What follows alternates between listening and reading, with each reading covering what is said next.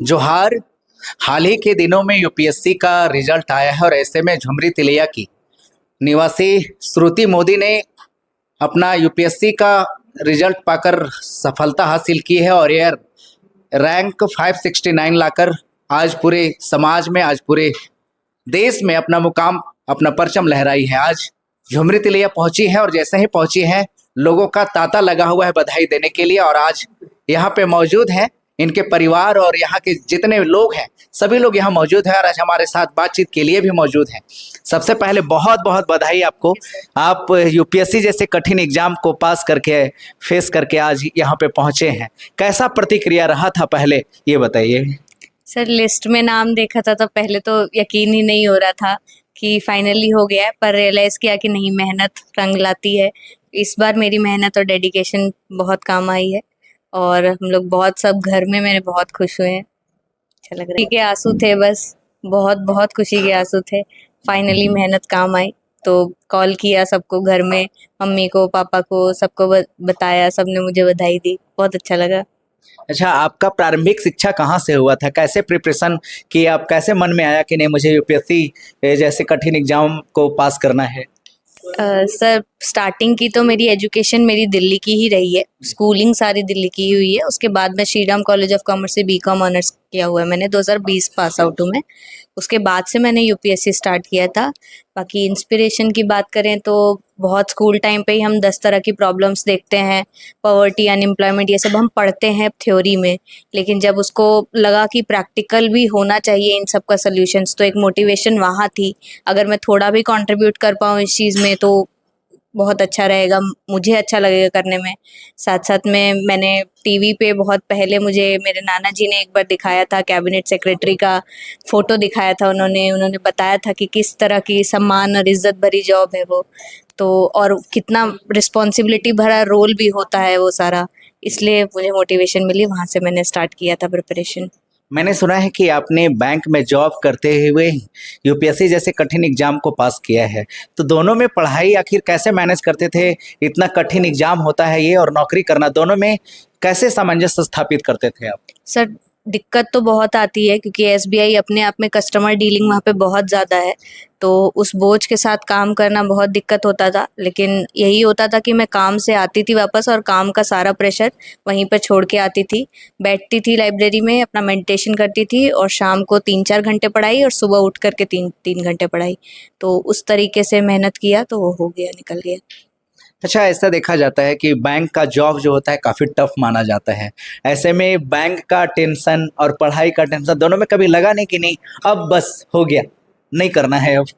Sir, मेरे ख्याल से जब मेरे पास जॉब नहीं थी तब थोड़ा-सा निराशा थी, लेकिन एक बार जब आपके हाथ में जॉब होती है कुछ अटेम्प्ट्स के बाद, तो आपको एक भरोसा होता है अपने ऊपर। फाइनेंशियल स्टेबिलिटी, करियर स्टेबिलिटी अपने आप में ही बहुत बड़ी चीज़ होती है और जॉब करते-करते हारी कभी नहीं, पर हिम्मत और बढ़ती चली गई कि अब जाऊँगी तो इससे ऊपर ही जाऊँगी। तो उल्टा जॉब से कॉन्फिडेंस आया है। अगर आपको लगता है कि आप अपने ऊपर भरोसा है, आप अपनी मेहनत पे कर सकते हैं, तो डेफ़िनेटली करें। मेरा तो सबको यही सजेशन रहेगा। कितना अटेम्प्ट के बाद आपने ये यूपीएससी का एग्जाम को हासिल किया है? सर, ये मेरा 5वां अटेम्प्ट था। कुछ स्टार्टिंग में दिए थे, 2022 में मेंस लिखा था। मेंस में स्ट्रैटेजी थोड़ी-सी इधर-उधर हो गई थी, तो उस वजह से दिक्कत हो गई थी। अदरवाइज़ इस बार मेरी स्ट्रैटेजी भी काम आई, तो मुझे सफलता मिल गई। अच्छा, इतना प्रेशराइज होता है एग्जाम का, यूपीएससी काफ़ी टफ एग्जाम माना जाता है, तो ऐसा कभी नहीं लगा कि जब आप डिमोटिवेट हो जाते थे तो अपने आप में ऐसे अपने आप को मोटिवेट कैसे करते थे कि नहीं मुझे लगे रहना है, लगे रहना है? सर, इवन सिर्फ यूपीएससी की बात नहीं है, हर एक एस्पिरेंट के लिए, चाहे वो नीट दे रहा हो, जेई दे रहा हो, सबके लिए ही मैं बोलूँगी कि सफ़र ही ऐसा है। एग्ज़ाम कंपटीशन आज के दिन पे इतना ज़्यादा है कि आपको मेहनत करना पड़ता है।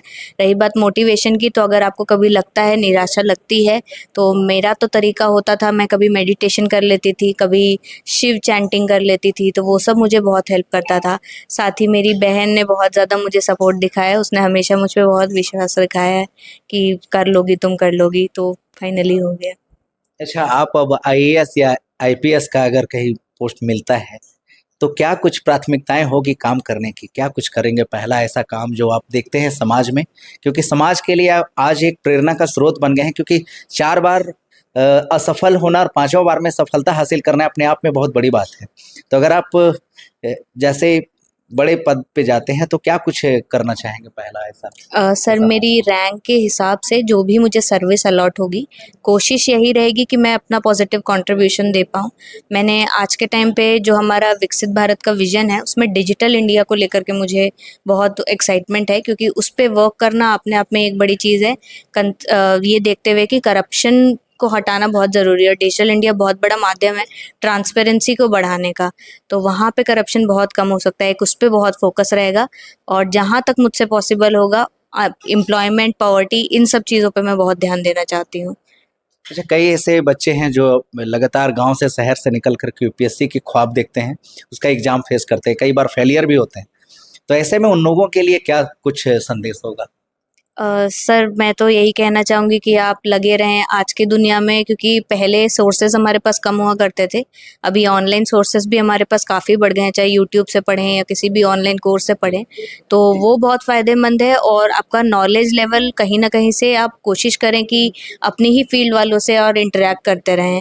तो जितना आप मेहनत करेंगे, जितना आप और सर्च करते रहेंगे चीज़ों को, कैसे काम करना है, कैसे स्ट्रैटेजी बनानी है, उस पे और फ़ायदा आपको मिलेगा। 3 ऐसे मुख्य बातें जो यूपीएससी जो पढ़ रहे हैं उनके लिए 3 ऐसे टिप्स। सबसे पहले टिप, हार्ड वर्क हमेशा करते रहना है। हार्ड वर्क और डेडिकेशन बहुत ज़रूरी है। आप फोकस रहें, आप साथ-साथ में अपना भी मस्ती भी करें, but main focus hard work पे होना चाहिए आपका। दूसरा मेरा रहेगा कि पॉजिटिविटी बहुत ज़्यादा ज़रूरी है। एक माइंडसेट आपका पॉजिटिव रहे तो बहुत हेल्प होती है। तीसरा, ये दोनों का रोल आपका रहेगा। तीसरा मेरे लिए मैनिफेस्टेशन पावर, जो आज की डेट में हम बहुत बोलते हैं। तो ये मैनिफेस्टेशन तभी आपकी काम करेगी जब आप हार्ड वर्क करेंगे, तो वो बहुत ज़्यादा ज़रूरी है।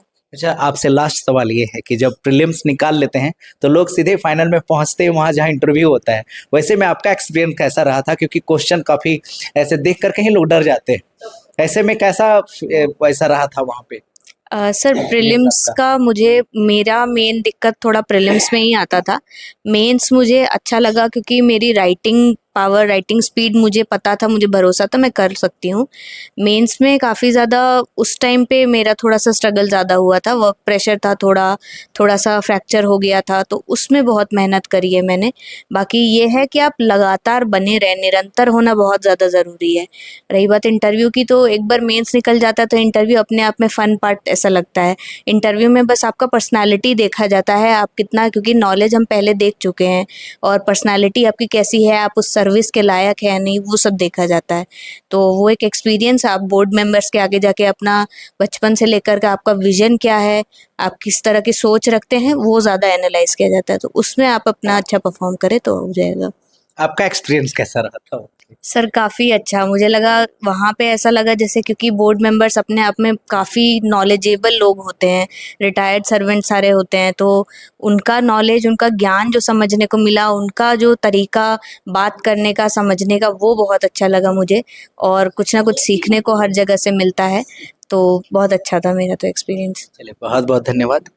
और इनके नाना नानी यहाँ उपस्थित हैं, चेहरे में खुशियों की अंबार है।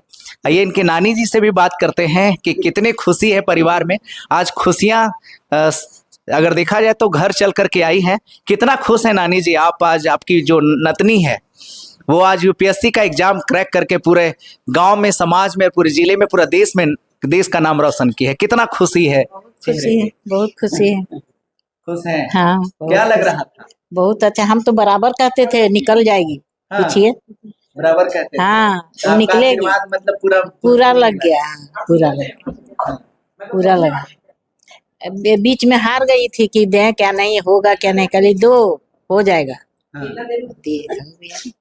तो हो गया। तो खुश है पूरा? बहुत खुश है। आइए इनके नाना जी भी हैं, इनके नाना जी से भी बात करेंगे कि आखिर चेहरे पे कितना खुशी है, क्या कुछ कहेंगे। आज आपकी नतनी जो है यूपीएससी जैसे कठिन एग्जाम को पास कर गई हैं और अभी आपके सामने है, कितना चेहरे पे खुशी और क्या कहेंगे? हाँ, जीवन में इतना खुशी कभी नहीं हुआ था जितना आज हो रहा है। हाँ, क्या कहेंगे?